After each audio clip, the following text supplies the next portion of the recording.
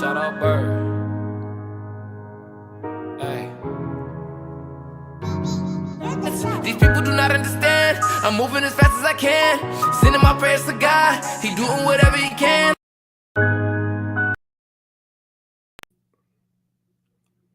Beautiful people. What's up? What's up? What's up? How you feeling? It's your boy Smith.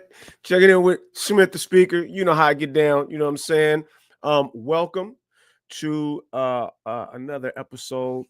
It's gonna be phenomenal today. You know, this is Black Madness March.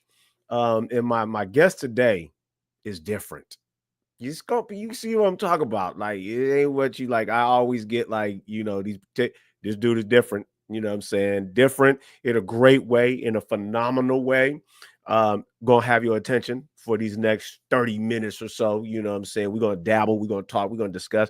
I'm just gonna let him go. I can't show y'all, but I don't even have no questions down. It's just gonna be a conversation. You know what I'm saying? That's how we rock. Before we get the show started, again, thank you. Hit the subscribe, hit the like, you know what I'm saying? Share it with your folks. This is kind of what I do. And before I bring him to the stage, I just want to say this. Like, I had a conversation, an interesting conversation with a gentleman Friday evening.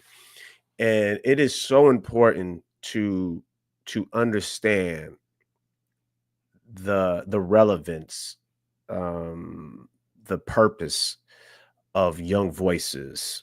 This gentleman does some work in San Francisco with a lot of young people, and us just going back and forth in with our stories about the incredible and amazing young people with the energy and the vision to grow, to evolve, and to learn.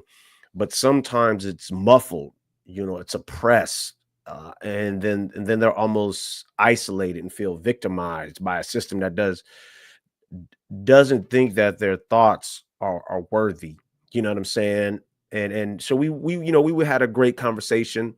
But then when he ended that, and I'm going to bring this brother on in a minute, but when he ended our conversation, well, when the conversation wrapped up, he looked at me and he was like, you know what? As much as it is for the young people, it's important that old folks like myself and him, we provide the pathway for these young people, because it is our responsibility to come together as older people, as the elders, to get down to make sure that young people are heard. If that makes sense, like, we have a responsibility that I got to bend their ear. I got to bend my brother's ear to make sure that they're opening the door for young people. You know what I'm saying?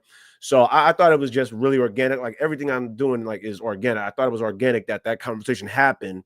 And then today I get to bring on my guy.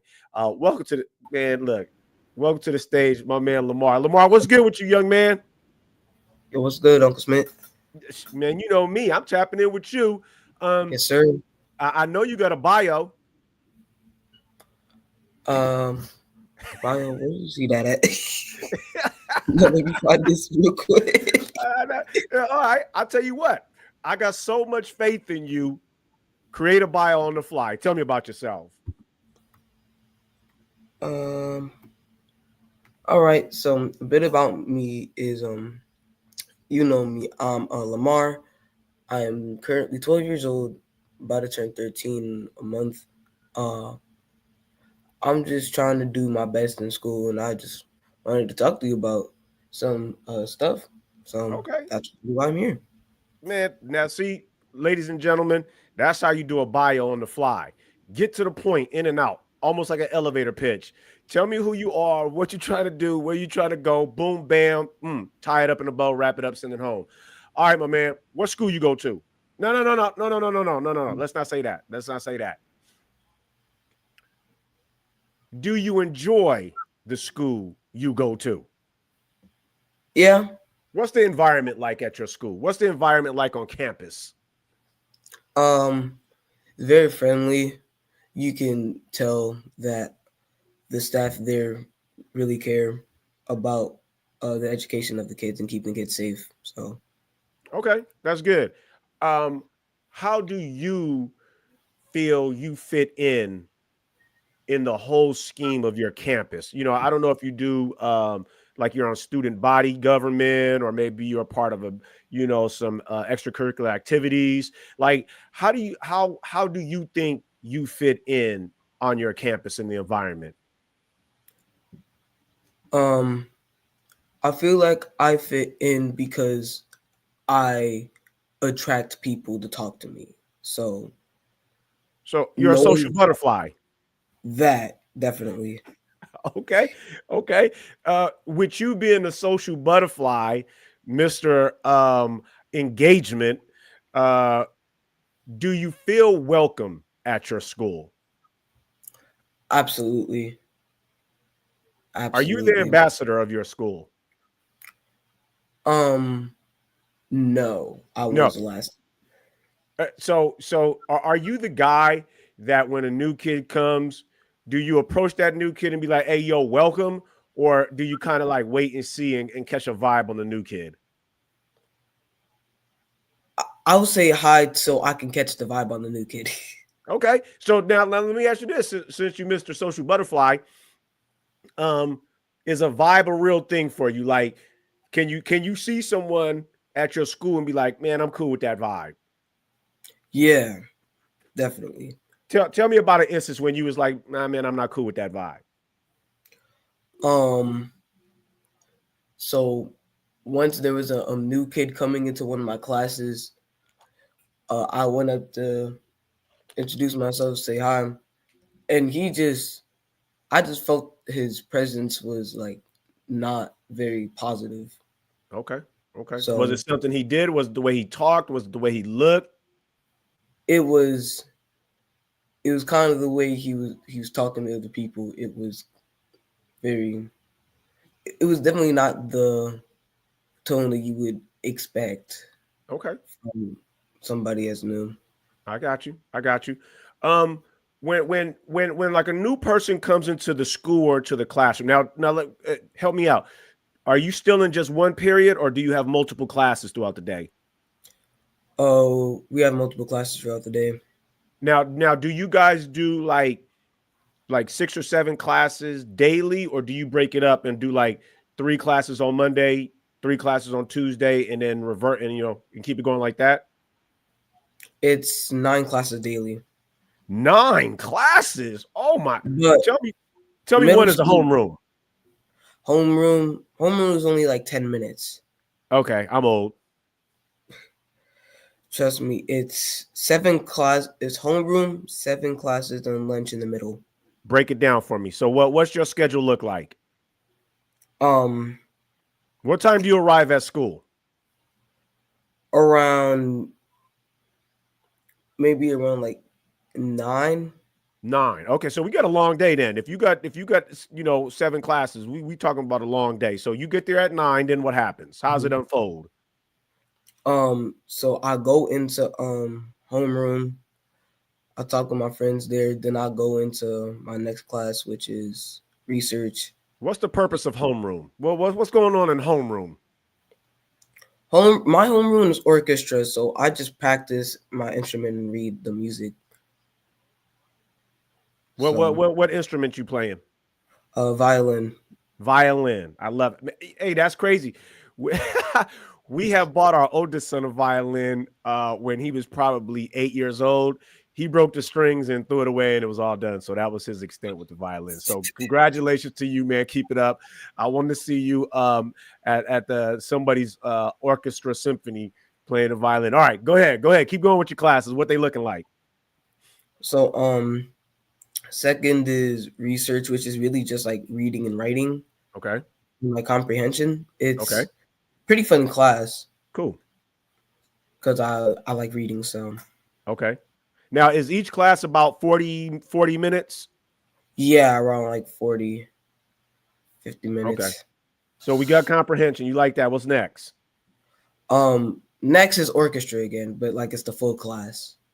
So we're in there with the full band. Yep, full strings.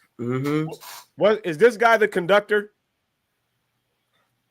Um, we don't really have a conductor. We just Oh, practice and play come on, man. We need a because conductor. we're all on the same page. Oh, so I mean, okay. See, I'm not an orchestra guy. So what do you mean you're all on the same page? You only get this guy if we're on different pages? I mean, like we're all on the same like tempo in terms of the music, so we all understand like when the music like starts and stops. So we don't Okay. really need that conductor. How many are you the best violinist at your school? Um, I wouldn't say I'm not that. happy with that answer. I'm not happy with that answer. On my I'm a, show, you are the best at everything. Remember that. All I right. am. I am indeed the best at everything, There we go. and All I'm only right. gonna So get better.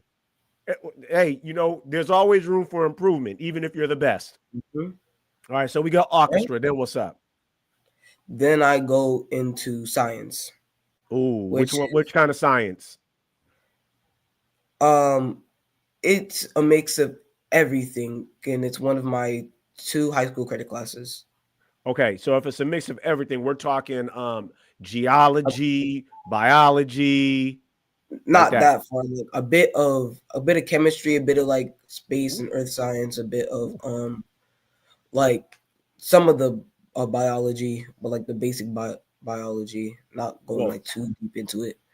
I just want to say that chem is deep and that space is deep.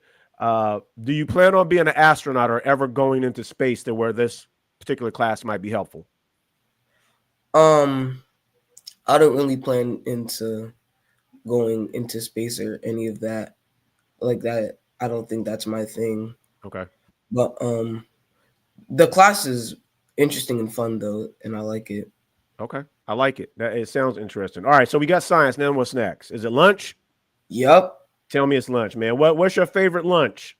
What do they serve that's your favorite? The calzones there. They're Calzones. they're Pepperoni? pretty good. Um sometimes. Which is okay, which calzone we talking about? Cheese? What? Yeah, the cheese calzones, and they got the marinara sauce. Dip it in Okay. there. It's really good. We're going to circle back to that because this is probably the most important subject of school. All right, so after lunch, what we got? Reading. Read. Now this is where it gets tricky because after lunch you done ate your calzones, you done drank some liquid, you're feeling a little groggy, you've been there since 9. You ain't tired, are you? Not really. Around this time, it's like 1. Have you ever been late to this class? Don't worry, I won't tell your mom. Have you ever been late to this class because it's after lunch? No. Good. The class itself is my lunch class, so I just stay there. Okay, bet. So it's a built-in safety net so that you'll never be late to this class ever. Basically, Love that. it. What are we reading in this class? What's our book of the month right now? Reading like ELA, it's mostly like writing and essays and stuff. So What's talk to the people. Some people don't know what ELA is. ELA is English language arts, and There we go. and for me around this time it's mostly writing essays and like trying to understand how to write those essays with the vocabulary. So what is the greatest essay you've ever written? I'd had to say the greatest essay I've written so far is the county test earlier in the year, the first one. That essay was amazing. I love it. I love the confidence. How many words were in that essay? I think around 2,000. Ooh, man, I need you to come and write my essay. That's now. I had this up, so we're gonna keep going with this. But one of my questions in my particular class that I'm in right now, which is English 4 in community college, the question we just had over this past week was, what is your stance on students using Grammarly or Chat GPT or things of that nature when it comes to essay? What's your stance on that, Lamar? in terms of that, I feel like it's okay to a certain extent. Like you can't just have the AI write the whole essay for you and just put it in different words so you don't get plagiarized. No, like that's just cheating. Like I would say the extent for that is for like it'll check if you made a spelling mistake and it'll guide you towards it to help you for better writing. In terms Oh, of okay. that. Now, see, I'm kind of with you with that. Like, I'm an old guy, so we didn't have the use of AI. Um, I'm trying to think, and I know your mom knows where I'm trying to go with this. They used to have this thing in the library when I was a kid at school. Oh, have you ever heard of the Dewey Decimal System, Lamar? No. No. Well, let me tell you, my man. Um, it was the introduction to AI. So I'm assuming that there was this guy. His name was Dewey. And so if you ever look at one of your so in the library, you guys got a library with books, correct? Yes. And it's broken down into like fiction, nonfiction, Yeah. history. Okay. So back in the day when I was in school, the only way you could find the book because there was so many books in there was they had this desk, not even a desk, like a shelf, and it had drawers in it, and each drawer was broken down or divided like A to B, and then C to D. You get my drift where I'm going with this, right? Yeah. But then Yeah. it would get confusing because some would say A to B C and then BD to FQ, right? So What? what you do is, let's just say you're looking for a book by Lamar. You Mm-hmm. got to know Lamar's first and last name. And then you go to that drawer that has the L and the A in it, because that's how you spell Lamar. And Correct. then now you pull out that you gotta, there's these index cards. You gotta flick through each one till you get to Lamar. Oh, boom, there's Lamar. Here's his book.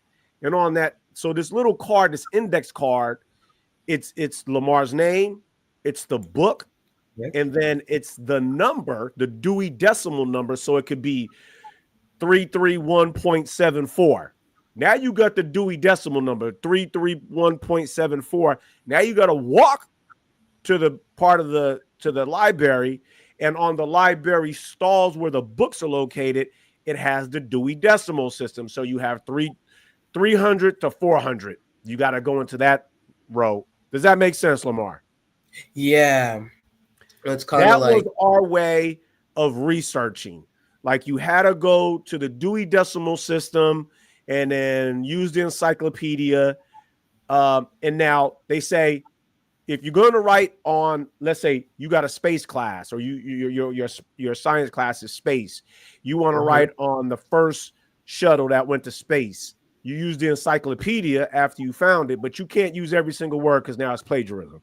Does that sound kind of like about what Chat GTP and Grammarly is for you? kind of, yeah. It's like, yeah, just do this essay but word it differently. There you go, exactly, right? So you get something, and you have to read, and then you say, oh, okay, how do I change these words around to make them mine, right? That's what we're talking about. Yeah. All right, so I got way off track, but I'm glad we went there. Now you have a reference to where we are with Chat GTP and where it came from. It came from the Dewey Decimal System for the most part. All right, so we got reading. What's our next class after reading? Avid, which is really college and career readiness. Correct. What are we doing in Avid? Avid is kind of like the class where it's teaching you some of the good habits and other and teaching how to prepare for college, high school and college. So it's kind of teaching you about some of the like programs that's Okay. in the high schools. I got a question for you. because it sounds with these classes and you're an Avid that there's going to be a transition to college. Yes. I plan to go to college. Yes, sir. What is your biggest unknown for college? Like, what are you like, man, I wonder how this is going to be? I feel like I would think about how is psychology classes? Like, how does that go? Because it's basically teaching you how the human mind works. Mm-hmm. And I wonder, how do you teach that without predicting yourself? That is phenomenal, because don't you have to kind of like therapy yourself if you're going to Basically, like you are your own therapist in that class. that's amazing insight. So help me with this. Would it make sense if a doctor was to no, let's say, because that's too deep. What about a dentist? If you're going to be a psychologist and you got to do your own therapy, how wild would that be if dentists had to pull their own teeth?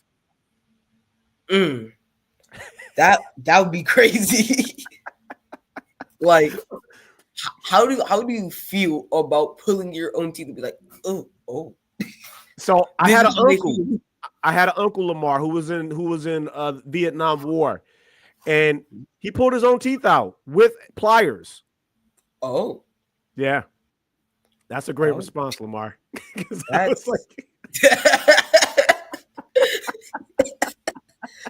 That's crazy. That's more than crazy. That's kind of insane. That part, right? Have you ever seen the movie Castaway, Lamar? With Tom Hanks? No.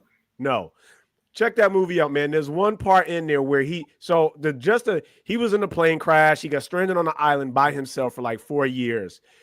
But in the time on the island, he got a tooth impact or some kind of tooth something. He had to knock his own tooth out. Oh. So he took hockey skates. Oh. Yeah, he put it on his tooth with a rock, poink, and he passed out. So, yeah, check that one out. We talked about learning some stuff. All right, so we're an Avid. We're doing we're being introduced to college and how to stay focused. After Avid, what's our next class? Our next class is civics. Civics. Talk to me. What's going on in civics? So civics right now we're on. Dang, I think we were just doing the PM2. So it was. What is the PM2? What's the PM2? So the PM2 is the progress monitoring test. Progress monitor. Yep. And what is that? What is a progress monitor? So it's basically the progress monitor is basically a test that checks where you are at a certain time of the year. Okay. In the class. Okay. So I like it. So that's basically your test. That's your what test? Just basically your state test. Got you. Okay. That makes sense. That makes sense. Is that test there to keep you on track? It's to check where you are and to see where you're struggling and to keep you on track. Yeah. Where are you struggling at, Lamar? I'm not really struggling anywhere in civics because I understand it. I like history. That's one of my favorite subjects. So I feel like I understand history pretty well. The thing is with civics it's a bit more advanced. So you're talking about a lot of the stuff involving other countries, not just the US. The global impact. That definitely a global impact around and like here. If you could go to one place on the globe, Lamar, other than where you live right now, where would you go? I feel like I'd want to go to France. France, why? I want to explore that place. I feel like it's very interesting. The culture there is pretty pretty nice. The scenery is beautiful, and I actually want to learn French, so that'd be a good opportunity for me. Do you know? Do you? Oh man, I don't forgot. Why am I blanking, man? This I hate when this happens. When you get old, Lamar, you just start forgetting stuff, man. I think it was Patti LaBelle. You know who Patti LaBelle is? I don't think I recognize the name. Get. She should be on iCloud or some Google or wherever you listen to your music from. And she had a song, Lady Marmalade. She sings it in France. You should check it out. Voulez-vous coucher à le soir? Ce soir. All right. It's pretty dope. Okay. Check it out. All right. So France it is. Let me know when you get there.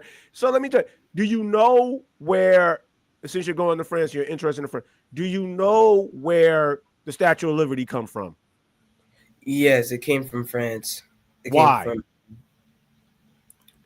It was a gift to the people for helping them out for something. But America brought the first one back because I think it was a statue of a black person. Talk to me. Come on, Lamar. People, why he know that and you don't? So they gave it to it was a gift to America after the Revolutionary War. Yep. Right? So the French assisted the colonies to defeat Great Britain, right? So you're right. The first one they sent back because it was supposed to be liberation. Now, see, this is where it gets confusing at, and I know you're a historical buff.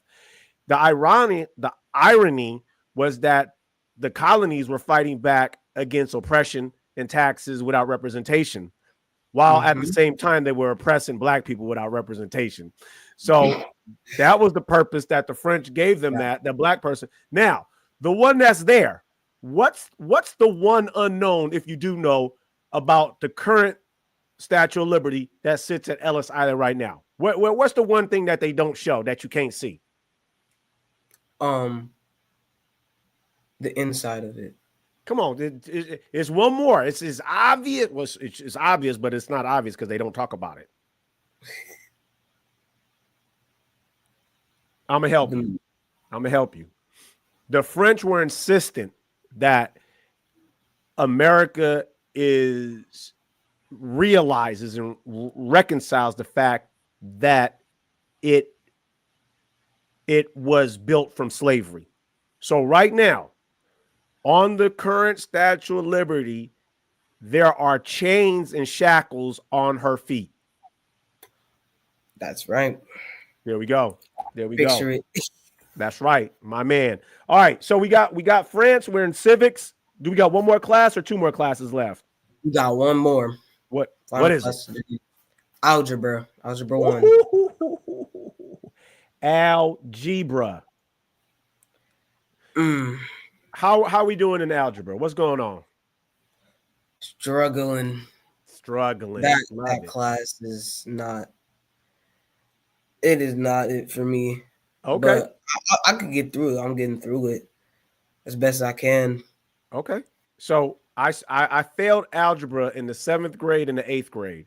I failed. I got an F, Lamar, in 7th grade and 8th grade. Both times. Didn't understand it.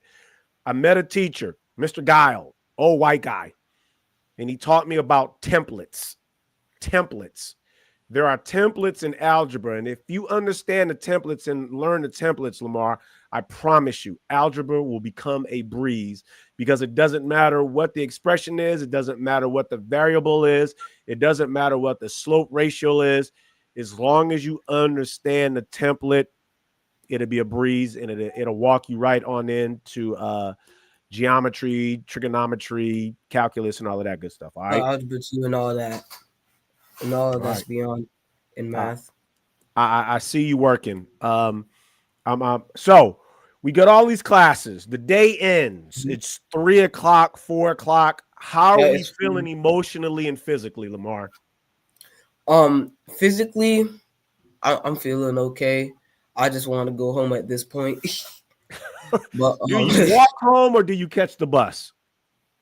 I wait for my mom or grandma to pick me up from What? You get the picked up? little- Yep. But there's Man, a car loop area I'm for all of the jealous. cars to go down. I'm jealous, man. I had to walk home, man. Like we're talking miles. I probably had back and forth to elementary was probably a good 3 miles back and forth. Whoa. And then to my junior high school, that was probably a good 5 miles back and forth. And when I tell you, I had to run, like Lamar, I had to run because I went through different neighborhoods, and each neighborhood didn't like certain neighborhoods. So I actually got caught up in gunfire a couple of times trying to get back and forth to school. Have you ever experienced that, Lamar? Like random gunplay going back and forth to school? No. And Nah. Good. I hope I don't experience that. Have you ever had your candy stolen, Lamar? So like these two guys took my candy. It was a fundraiser. I was walking home in the 4th grade and they asked me, "Hey, little dude, let us see your candy so we can see which one we want to buy." So I opened up the box. They took off the box and ran. Has that ever happened to you? No, but something similar has definitely happened to me. Talk to me. So once earlier this year, actually, I was talking to my friend about his box of chocolates that he had brought so he could sell it and get some money. And somebody had said to him that he wanted to buy the chocolate. So I was helping him sell it. So it was us two working together, marketing. Marketing, love it. Love it. That kid stole the box and ran. They found him real quick. Good. Eating them chocolates in the bathroom.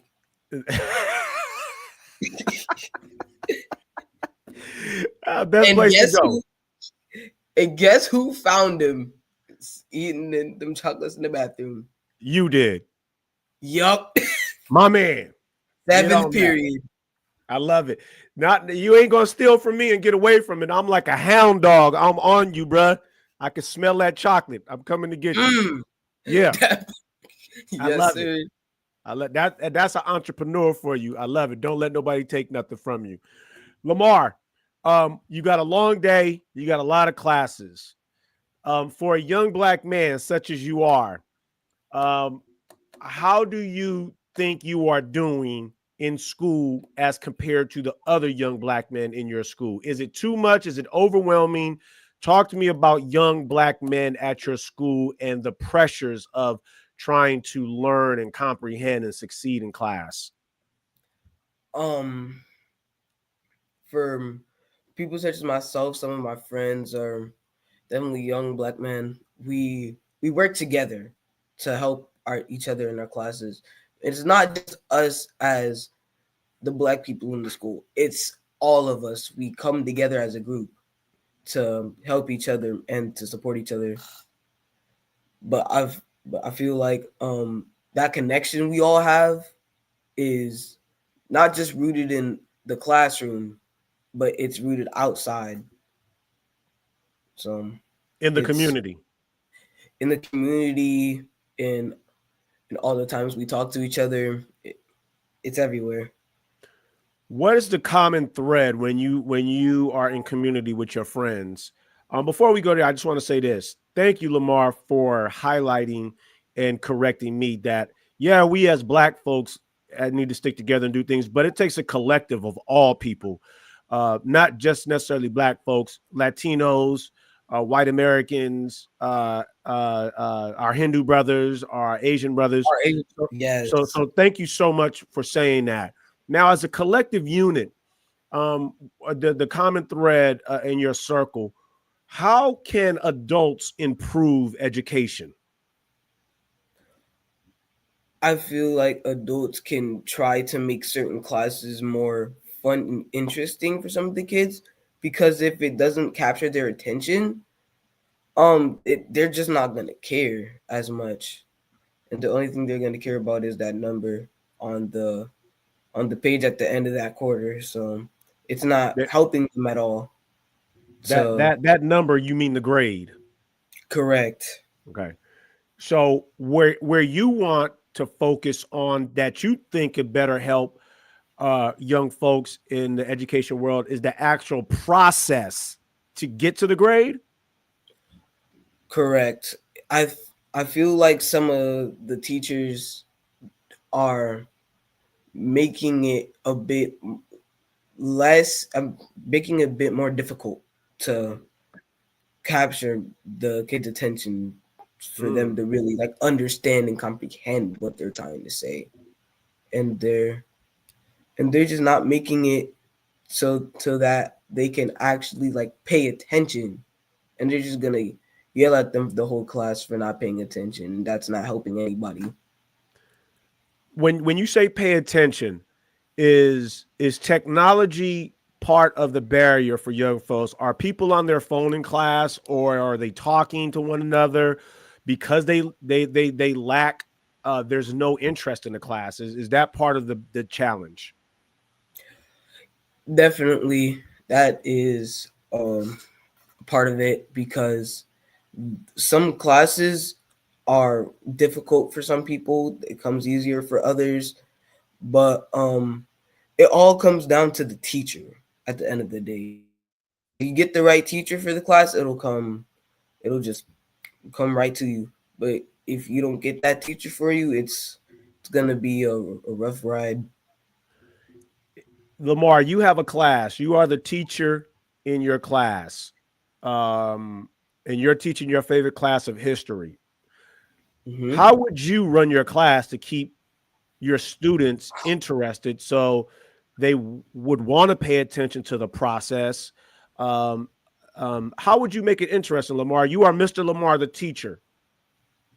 Mm-hmm. I would try to make it fun by like using games, gamifying the subject, to kind of keep it fun but keep it educational at the same time, so that that information really sticks with them at the end of the day, so that we're already, when that test comes, you're confident that you can ace that.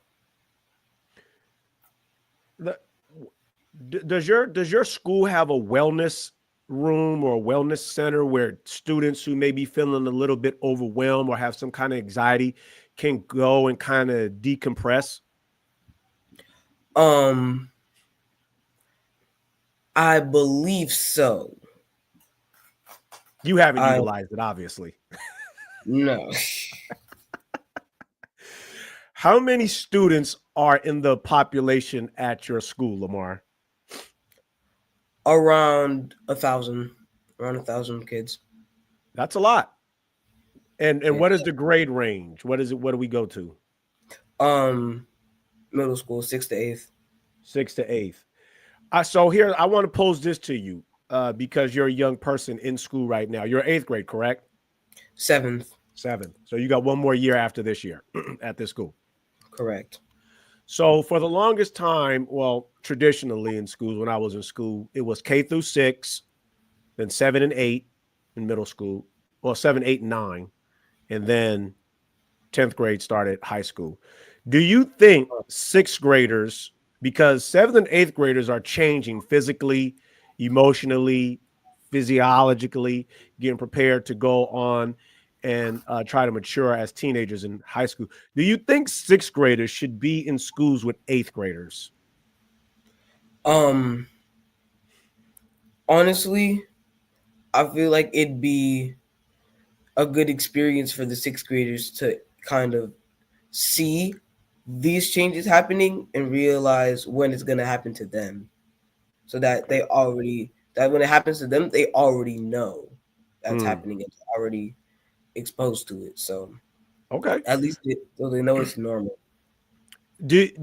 See, so here's my concern, and I really appreciate that because that's thoughtful insight. Like I always say, like, young people only know what they're introduced to. So the way that these 6th graders get introduced to is by being there. So I appreciate that point.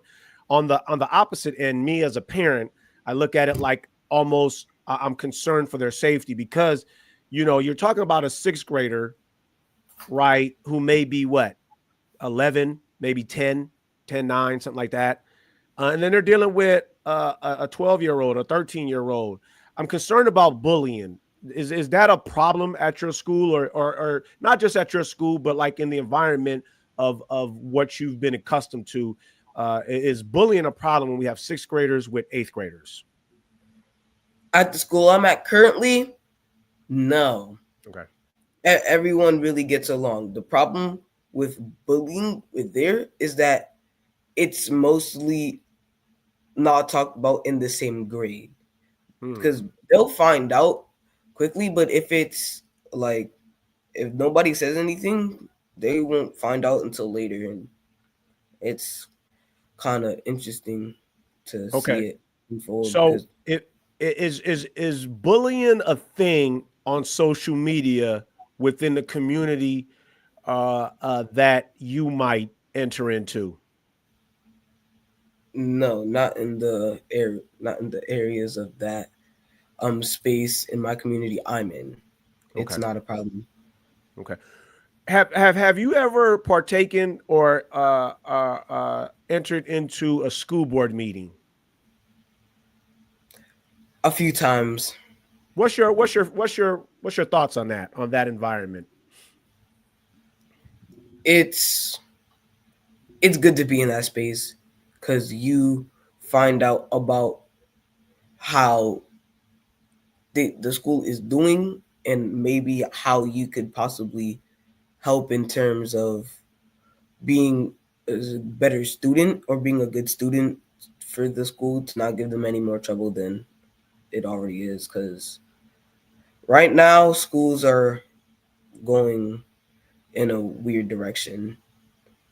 Expand on that if you can. What weird direction? How do you say that? What do you mean? Because of some of the things happening here, like how they plan to expand the classes, they plan to get rid of the special education classes and integrate them. I feel like that'd be very interesting and a new experience for a lot of the kids who haven't really been exposed to that and those kind of kids and behaviors, especially the teachers, because it's not really their job. It's not their expertise for those kids to be in the class. So I feel like that'd be. That's amazing. I thank you for sharing that. Thank you for the thoughtfulness that you put into that. So now, since you are aware of the protocol of school board meetings, you are now one of the trustees on the board. You're grown. You're Mr. Lamar. You're a school board member. What is your vision to improve the school environment?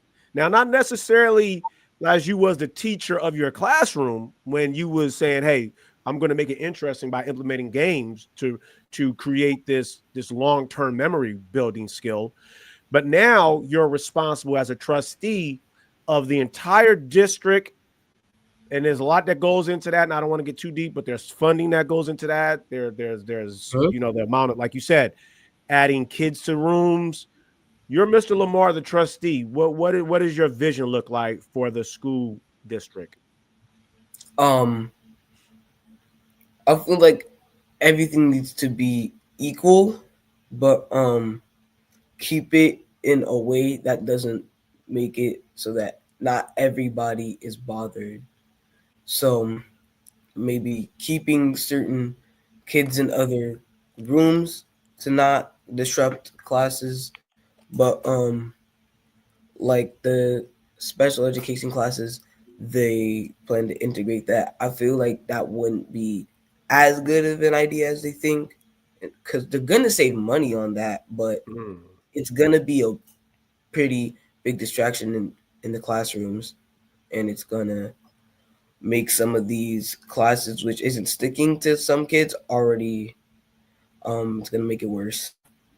So we gotta keep ourselves on that level of understanding to say, okay, what's gonna be the best for the children of the district, the county, not just the teachers and us. I see why you started by saying making it equitable, because what you just expounded on speaks to the thought process of equitable. And so I hope people are listening to you, Lamar, because I am, and I'm not shocked by your understanding. I am thoroughly impressed, and humbled and grateful that you have a stance at such a young age and a vision to understand the impacts that adults are making. So I do want to circle back, like I said earlier, because you are still now a trustee, and we're going back to lunch, Mr. Trustee Lamar. How do you improve lunch throughout the district, so that it's just not calzones that people like? Um, I feel like some of the lunches there are very interesting looking, we can say. So maybe bring some fresh ingredients instead of the packets, because those some of that food does not look correct. Got you. Got you. So you want fresh, organically farm to fork produce. Hopefully, if we could get that around. Love it. Um, Now, you again, you touched on a lot of things. You said, consolidating certain classes, there'll be some financial rewards because now we've cut some things down. We streamline. What do you do with the excess funding, Mr. Trustee Lamar, for your district? Um, if when we do save, if they do save money on that, which they probably will, in terms of integrating those classes, I would hope they put it into some of the schools, like building and structure, because some of the schools here they need a bit of fixing and repair some of the stuff.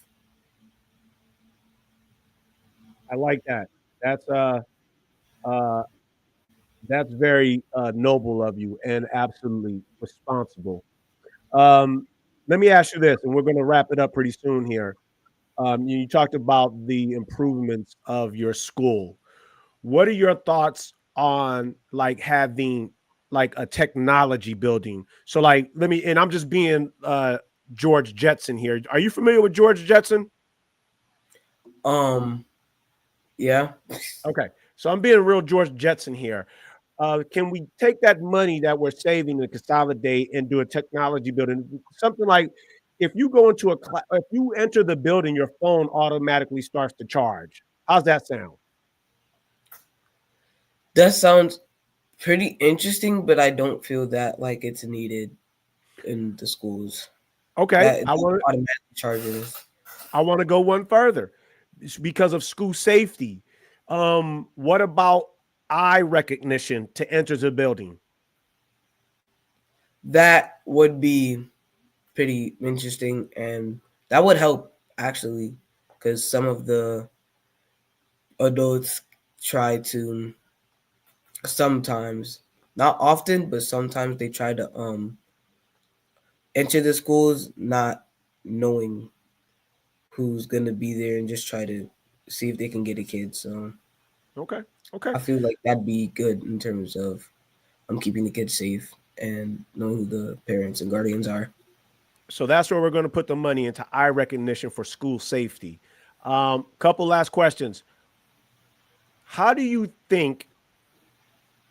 What is your perception? What is your perception on parents participating in school? Now, I'm very familiar with your mom and her role and what she does, but I'm talking about throughout your entire school of 1,000 or so kids.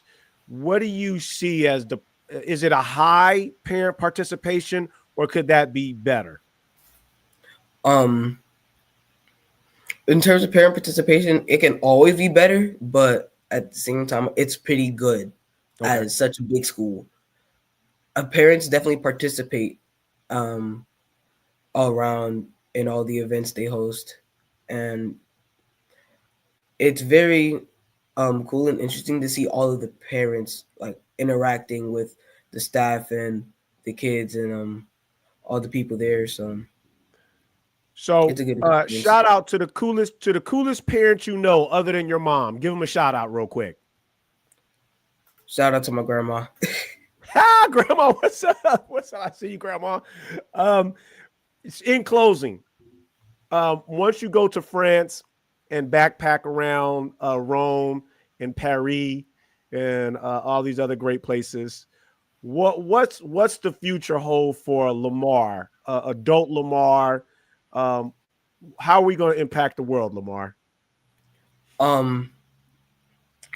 want to make the world a better place by spreading kindness and awareness to issues that aren't really talked about enough, and spreading more awareness to very important issues such as like mental health, and because that's one of the most important things in terms of us as a society and people. When you say mental health, like what are we talking? Are we talking about diseases that impact our mental capacity? Or are we just talking about our general existence overall that sometimes we take for granted how wonderful we have it? And we often get sidetracked and become melancholy because I drive a Mazda and everybody else drives Lamborghini. So what mental health are we talking about here, Lamar? I'm talking about a bit of both, because I think we don't realize enough how blessed we are to be in certain communities. Like, we could be in much worse situations right now. Like, there are kids starving in Africa, have no food, and they have to hunt for that, and we're just driving to the grocery store to get our food. So it's outstanding. And there's starving kids right here in this great country as well, one of the richest countries on the globe, and we still got people starving. Lamar, it's been phenomenal, but we are not done. When I talk to young people, I always end with this. Do you have any questions, comments, or suggestions for me, sir? No, not really. I think you do a pretty good job here. Well, thank you. I appreciate that. Vote of approval from Lamar is done and said. All right, man, you got the floor. Tell the people where they can find you. Tell the people what you're doing. Tell them how you rock. Tell them what you do. Tell them whatever's on your mind, Lamar. It's all yours, my man. I'm not really gonna be anywhere too much recently, but y'all can find my mom at Stats Foundation. Uncle Smith, you could put you can have information to put her email to have people reach out in the description of all this. That'd be great. Let people know about all the stuff we do here. Spread that awareness of everything we do. And yeah, that's pretty much it. That's phenomenal. I will. I always do. So folks, understand that this is the first time I've had a young person on, but you understand why he's on. And Lamar, are you comfortable coming back at a later date? Maybe this summer, give us an update on how this year unfolded, and then what you got going on next year. How about the summer recap? Oh yeah, that should be fun. I'll let you know about a date during the summer that I'm good. You have your people contact my people, okay? Yes, sir. You know we gonna have to stay in touch, right, Uncle Smith? Hey, my man got an agency. He got a PR department of people. Understand that? I am the PR. I am my PR. He's his own PR. It's streamlining because he ain't got to pay nobody. That's how you know this man's gonna be a trustee. He gonna save y'all some money. Lamar, it's free. That's right, my man. I love you. I appreciate you. Thank you for bringing a young, powerful, thoughtful voice to my show. I cannot wait to have you on again, man. I appreciate you so much. Thank you again, Lamar. I love you, bro. Yeah, no problem. I love you too. It's an honor to be here, being the Absolutely. first uh young person to be on your little talk show here. I love it. I love it, man. Thank you. I appreciate you. Right on. Beautiful people. Have I given you enough? As my man Shaq would say, can you dig it? Man, look here, man. So when I talk to young people, I try to reassure them and introduce to them and remind them that the civil rights movement was driven, fueled by young people. It was the young people that were doing the sit-ins. It was the young people marching. It was the young people not participating or entering into specific spaces. And the face of that leadership was a young man himself, Dr. Martin Luther King Jr., was very young compared to what we would envision him. You know, I know when I was younger, I thought Dr. King was this old person that did these things after, you know, years of struggling and agitation. And he wasn't. He was a very young man in his 20s. He was in his teens when he first got arrested for standing up for social justice and civil rights. We are only going to go as far as we allow our young people to take us, to be a part, to participate and be engaged in our society. We need to, as adults, stop ostracizing them and segregating and isolating them from the daily activities of what we do and how we rock, because young people only know what you introduce them to. And if we want to better build our society in multiple phases, whether it's finances, whether it's education, whether it's the workforce, whether it's technology and its advancement, then we need young people to bring their creative gene and their thought process and their boldness to the forefront, and stop thinking as adults we know everything and that we can do everything and we can solve every problem. We cannot.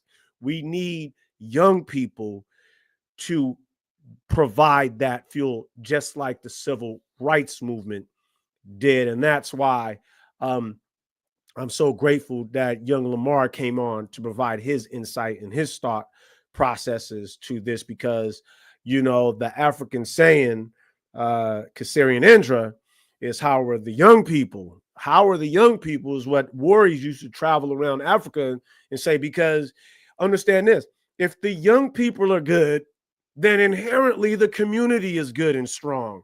But if our young people are not good, then our community is not good inherently. And if you look around our society today and you see what's going on with our young folks, let me be clear what I'm about to say here. Sensationalism is real. Not all of our young folks are engaged in nefarious activities. A very large group of our young folks are engaged in progress and understand there's many forms of what that looks like. Our young people are open-minded. Our young people are willing to have conversations, you know, but we do have a small group that haven't been introduced properly to their greatness. And we need to be accountable for that as adults. It is our job to interact and provide that guidance and not just ostracize them and say, oh, that's just them acting that way. Let's be better, adults. Let's do better. and let's grow better as a society. I'm going to get off my soapbox because it was a phenomenal day, full of energy. And before I get up out of here, young people, understand this, and old people as well. Have a conversation with someone that doesn't look like you, doesn't sound like you, maybe it's not even your age. And if you shut up and listen, you just might learn something. Beautiful Black people, you know I love you. I'm out.